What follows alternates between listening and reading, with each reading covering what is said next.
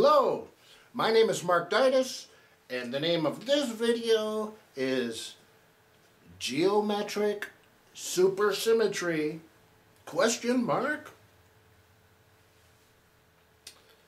Elementary particles by geometric mean.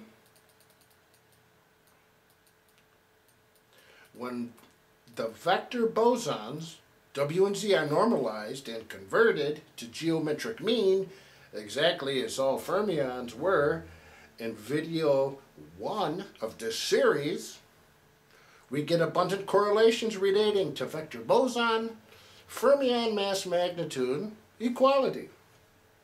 This geometrically derived equality in mass magnitudes between fermions and bosons will be referred to as geometric supersymmetry for the rest of this video. Below, the geometrically defined magnitudes of the square roots of actual vector boson GeV² masses along with non-vector boson elementary particles, or the fermions, geometric equivalencies.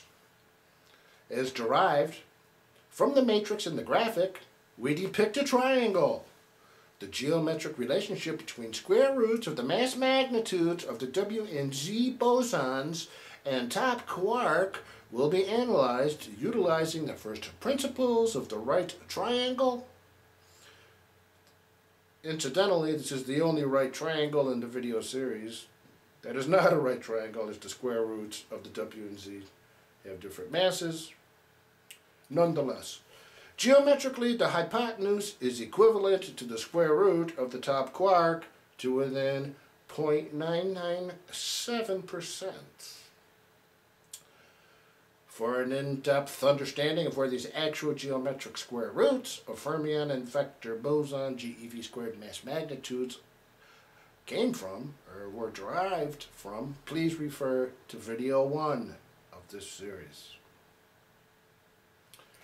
We now see, after geometric analysis, that the geometrically derived square root of mass magnitude of all fermions is equivalent to the geometrically derived square root of the mass magnitudes of a W plus Z vector boson.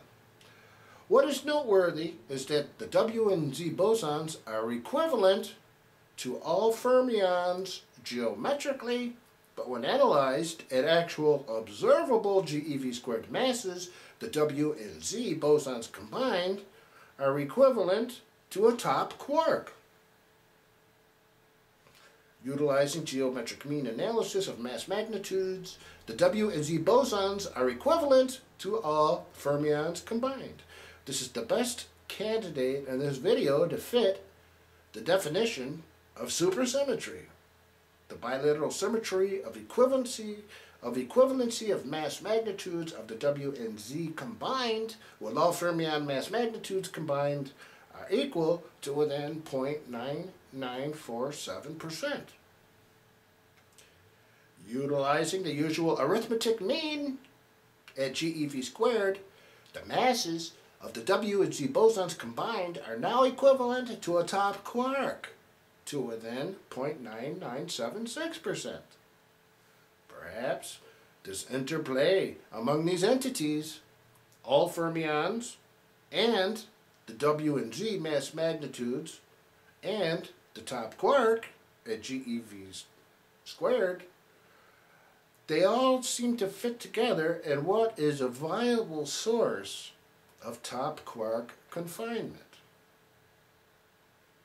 We now see the geometric relationship of a right triangle with either leg representing either all fermions or the W and Z.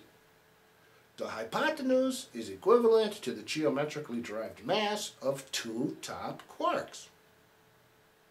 When analyzed geometrically, the top quark, the W plus Z bosons, and all fermions combined are three interchangeable entities in relation to a right triangle, and hence all geometric and trigonometric laws.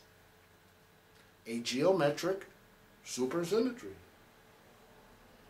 Now, The W vector boson is diagrammed as a circle radius. When we multiply it by 2 times pi, we get a circle equivalent in mass to a combination of 4 W bosons plus 2 Z bosons, or 2 top quarks plus 2 W bosons. The GeV² mass of 1 top quark and the W plus Z boson combination are equivalent to within 0.9995%. Is this mass equivalency between fermions and vector fermions, is this mass equivalency between fermions and vector bosons a form of supersymmetry? Why do these elementary particles fit together in such a geometrically precise fashion? Is it by chance?